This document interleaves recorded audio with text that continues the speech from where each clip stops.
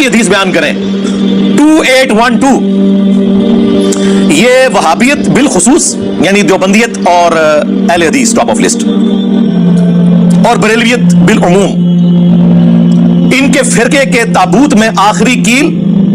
इनकी कब्र पे लगा हुआ कतबा है 2812। थोड़ी सी भी तुम्हारे अंदर इल्मी दमखम है तो सही बुखारी से ये पूरी रवायत साबित करो। और दूसरा सवाल ये है कि अगर ये रवायत पूरी सही है, ठीक है, तो फिर इमाम मुस्लिम जब अपनी सही मुस्लिम में इस हदीस को लेकर आए तो उन्होंने इस हदीस के आखिरी अल्फाज ही क्यों ना दर्ज किए, सिर्फ तक़्तुलहु अल्फियतुल वाविया ही क्यों दर्ज। अस्सलामु अलैकुम व रहमतुल्लाहि व बरकातुहू।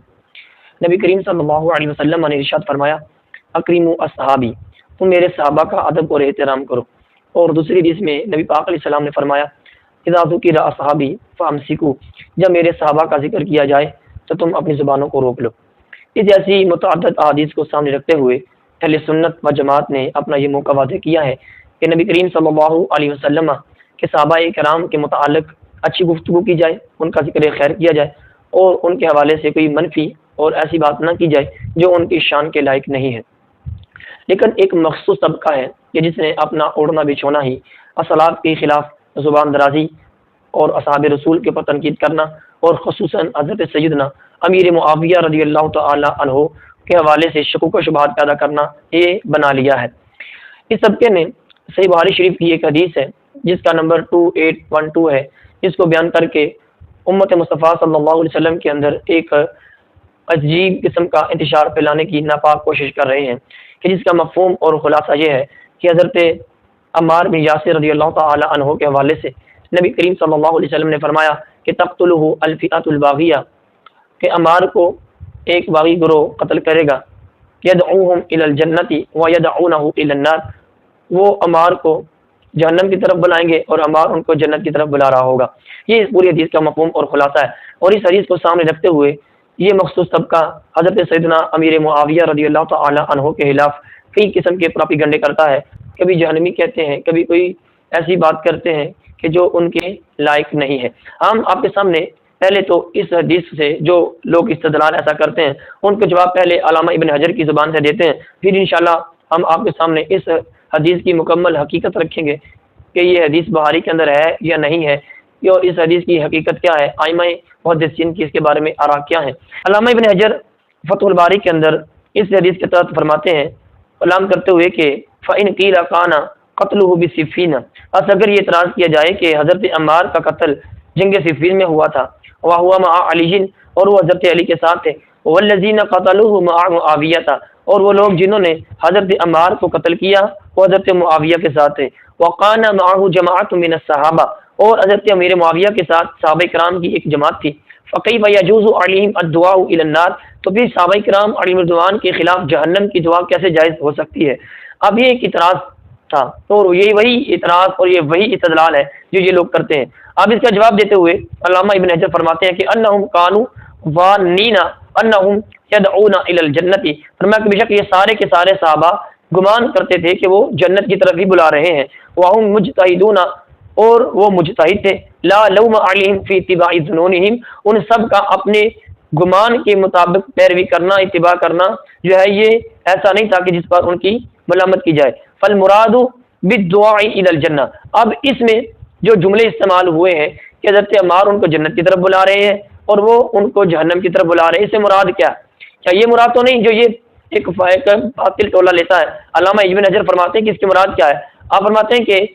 फल मुरादु बिद्दुआइ इलल जन्ना, जन्नत की तरफ बुलाने की मुराद ये है अद्दुआउ इला सबबिहा, वो जन्नत के सबब की तरफ बुलाना है। और जन्नत का सबब क्या है, वह हुआ ताअतुल इमामी, वो इमाम की फर्माबरदारी करना है। वह कज़ालिका कान अम्मार यदऊहुम इला ताअतिन अलीही इला ताअति अलीजिन, इसी तरह हज़रत अम्मार उनको हज़रत अली की इताअत की तरफ बुला रहे थे। वह हुवल इमामुल वाजिबुत ताअतु, और हज़रत अली उस वक़्त ऐसे इमाम थे जिनकी इताअत करना वाजिब थी। इज़ ज़ाका व कानू हुम यदऊना इला खिलाफी, उस वक़्त वो सारे हज़रत अम्मार को इसके बरखिलाफ बुला रहे थे।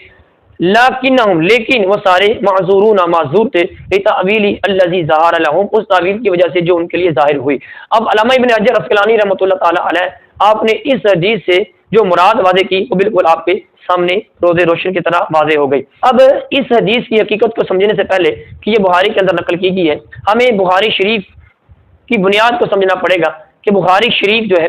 اس کے حوالے سے عام جو معلومات ہے وہ یہ ہے کہ صحیح بخاری جو امام بخاری رحمۃ اللہ تعالیٰ علیہ نے اپنے ہاتھوں سے لکھی، اس بخاری کے جو مشہور نسخے ہیں وہ 4 نسخے ہیں جو امام بخاری رحمۃ اللہ تعالیٰ علیہ کے شاگردوں نے جو ہے وہ نقل کیے۔ ایک نسخہ ہے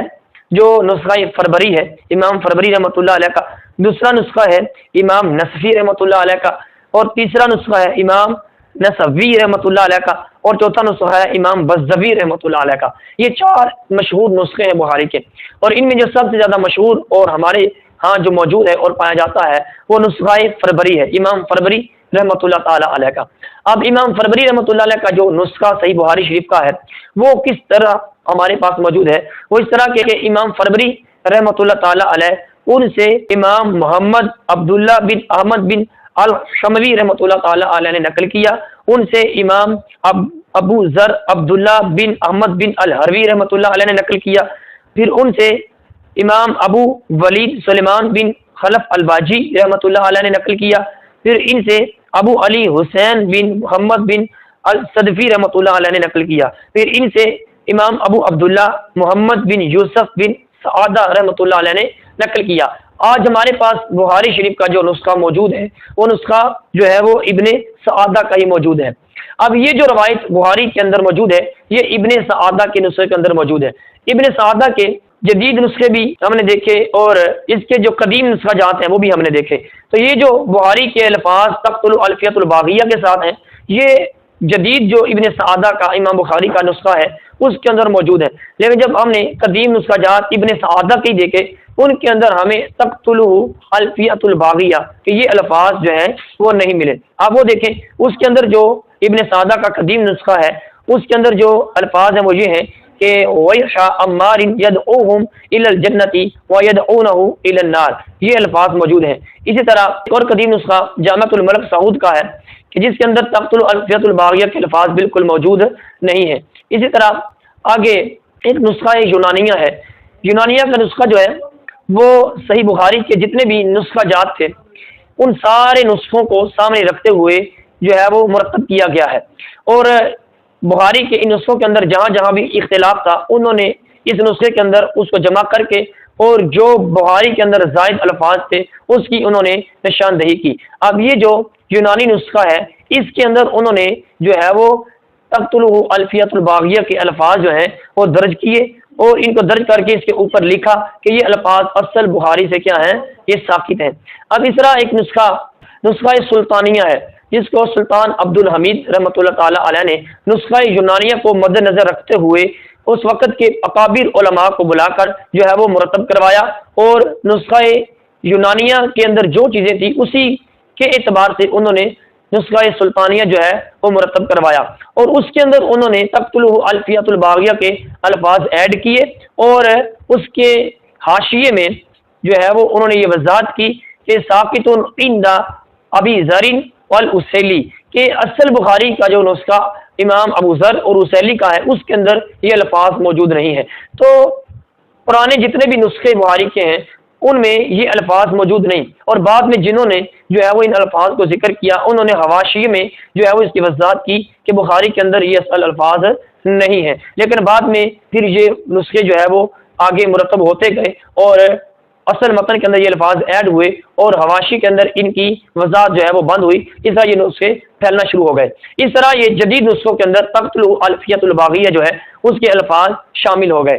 اب یہ وہ دلائل ہیں جو میں نے آپ کے سامنے رکھے کہ بخاری شریف کے اصل نسخے کے اندر یہ تقتل الفیۃ الباغیہ کے الفاظ ہے ہی نہیں، پوری حدیث بخاری کی ایسے ہے نہیں۔ اب اس پر میں آپ کے سامنے ائمہ کی تصریحات بھی پیش کرتا ہوں کہ ائمہ محدثین نے ایک کی صراحت بھی کی ہے کہ بخاری کے اندر یہ الفاظ موجود نہیں ہے۔ علامہ ابن حجر اسقلانی رحمۃ اللہ تعالی علیہ آپ نے فتح الباری کے اندر کلام کرتے ہوئے آپ نے ارشاد فرمایا کہ وَلَفْظُهُ وَيْحَ عَمَّارٍ تقتلہ الفیۃ الباغیہ یدعوہم الحدیث۔ اب یہ کہنے کے بعد فرماتے ہیں کہ وَاعْلَمْ أَنَّ هَذِهِ زِيَادَةٌ، فرماتے ہیں تم جان لو کہ بے شک یہ زیادتی ہے، لم یذکرها الحمیدی فی الجمع، امام حمیدی نے اپنی جمع میں ان الفاظ کو ذکر نہیں کیا، وقال ان البخاری، اور بے شک امام بخاری رحمۃ اللہ تعالی علیہ انہوں نے لم یذکرها اصلا، انہوں نے इनको बिल्कुल ही जिक्र नहीं किया। वक़ज़ा और इसी तरह क़ाला अबू मसऊद, इमाम अबू मसऊद ने कहा है कि क़ाला अल हुमैदी, इमाम हुमैदी कहते हैं वलअल्लाह लम तका लिल बुखारी, कि ये अल्फाज इमाम बुखारी से वाकई नहीं हुए, औ वक़अत या वाक़ हुए हैं, फ़हज़फ़हा अमदन, तो इमाम बुखारी इनको जानबूझकर हज़फ कर दिया। वक़द अखरजहा अल इस्माइली वल बुरकानी फ़ी हाज़ल हदीस, और इसको इमाम इस्माइली ने और बुरकानी ने जो है वो तखरीज किया है फ़ी हाज़ल हदीस, इस हदीस में। अब अल्लामा इब्न हजर इसके बाद कहते हैं कि कुल तो मैं कहता हूँ कि वयज़हरु ली अन्नल बुखारिया हज़फ़हा अमदन, और मेरे लिए ये बात ज़ाहिर हुई है कि बेशक इमाम बुखारी रहमतुल्लाह अलैह ने जानबूझकर इन अल्फाज को हज़फ किया है। वज़ालिका लिनुक्ततिन खफ़ियतिन, और ये एक जो है वो पोशीदा नुक्ते की वजह से है। और वो पोशीदा नुक्ता क्या है? कहते हैं वो ये है कि वहिया अन्न अबा सईद अल खुदरी, कि बेशक हज़रत अबू सईद खुदरी रज़ी अल्लाह ताला अन्हु ने इतरफ़ा अन्नहु लम यसमा हाज़िही ज़ियादता मिन नबी सल्लल्लाहु अलैहि वसल्लम, कि हज़रत अबू सईद खुदरी ने इतराफ़ कर लिया था कि बेशक ये ज़्यादा अल्फाज जो हैं मैंने नबी करीम अलैहि सलाम से नहीं सुने। फ़दल्ला अला अन्नहा फ़ी हाज़िही रिवाया, कहते हैं बस ये बात इस बात पर दलालत करती है कि बेशक ये अल्फाज इस रिवायत के अंदर मुदरजतुन इजाफी डाले गए हैं। और रिवायत अल्लती बय्यनत ज़ालिका, कहते हैं और वो रिवायत जो वाज़ेह हो गई है, लैसत अला शर्तिल बुखारी, वो बुखारी की शर्त पर नहीं। कहते हैं ये रिवायत जो है बिल्कुल वाज़ेह हो गई है कि ये बुखारी की शर्त पर नहीं है। अल्लामा इब्न हजर ने भी, और इसी तरह इरशादुस सारी के अंदर इमाम कस्लानी ने भी, और इमाम इब्ने रजब हम्बली रहमतुल्लाह अलैह ने फतहुल बारी के अंदर भी, और इस तरह बुखारी के जो है वो शारहीन ने अपनी अपनी जो है वो शुरुआत के अंदर इस बात की सराहत की है कि बुखारी के असल नुस्खे के अंदर तक़्तुलुहु अल फ़िअतुल बाग़िया के अल्फाज मौजूद नहीं है। ये पूरी हदीस बुखारी के अंदर मौजूद नहीं है। बुखारी के अंदर जो हदीस मौजूद है वो फ़कत यही है, वैसा अम्मारिन यदऊहुम इलल जन्नति व यदऊनहु इलन नार, ये अल्फाज बुखारी के अंदर मौजूद हैं। ये पूरी हदीस बुखारी के अंदर मौजूद नहीं।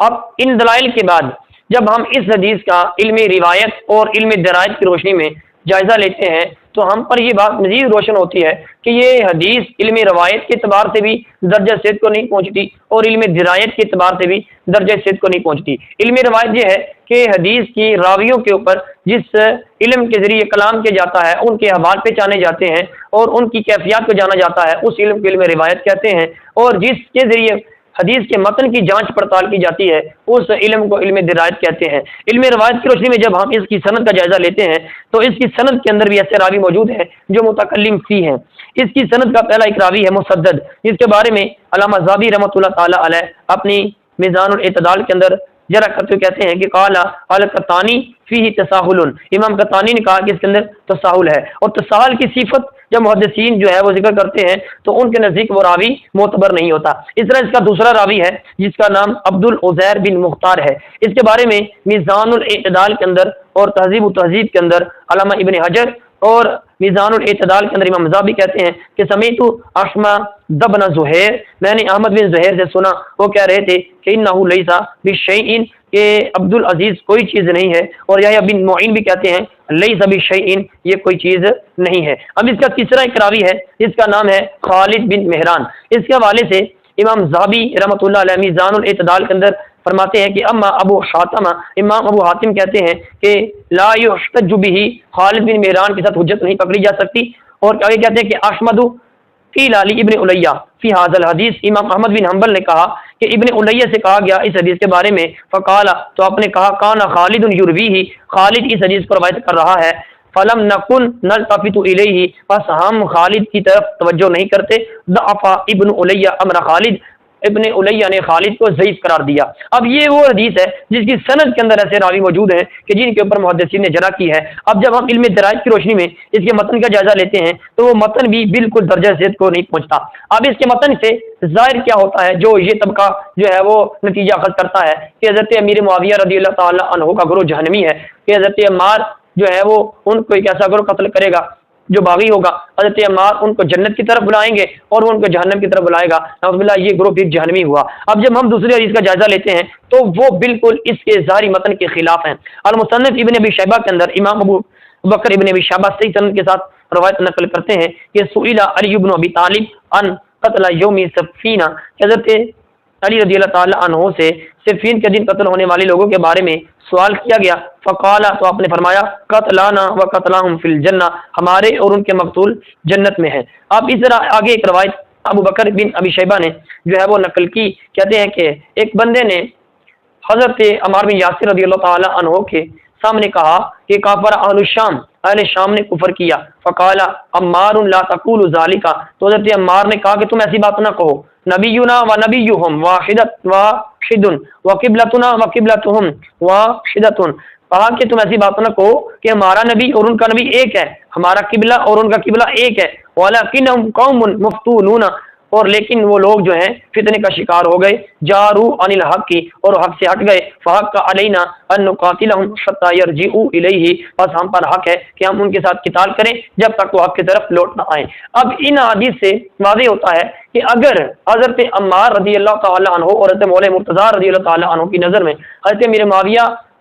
کا گروہ اور آپ کی ذات جو ہے وہ جہنمی ہوتی تو یہ ہرگز ان کے گروہ کو جنتی نہ کہتے اور ان کو کافر کہنے والوں کی تردید نہ کرتے۔ تو ان حدیث سے واضح ہوتا ہے کہ حضرت امیر معاویہ رضی اللہ تعالی عنہ کی جماعت کو جہنمی کہنے والی وہ جو روایت ہے وہ ذرائعتاً بھی جو ہے وہ ضعیف ہے، کہ اگر تھوڑی سی بھی تمہارے اندر علمی دم خم ہے تو